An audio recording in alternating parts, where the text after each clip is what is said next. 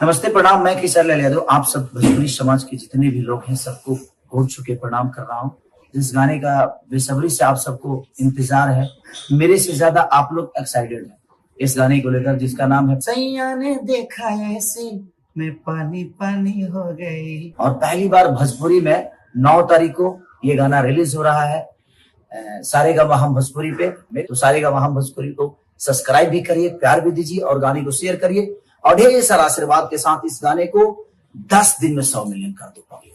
करना पड़ेगा, इसीलिए आइए, पानी पानी हम सब होते हैं। नमस्ते, प्रणाम। मैं किशोर लाल यादव आप सब भोजपुरी समाज के जितने भी लोग हैं सबको घोट चुके प्रणाम कर रहा हूँ।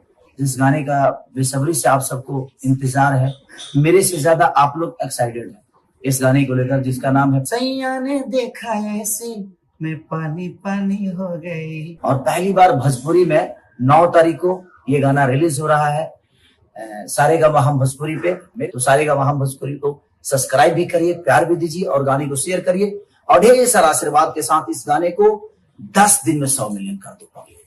करना पड़ेगा, इसीलिए आइए, पानी पानी हम सब होते हैं।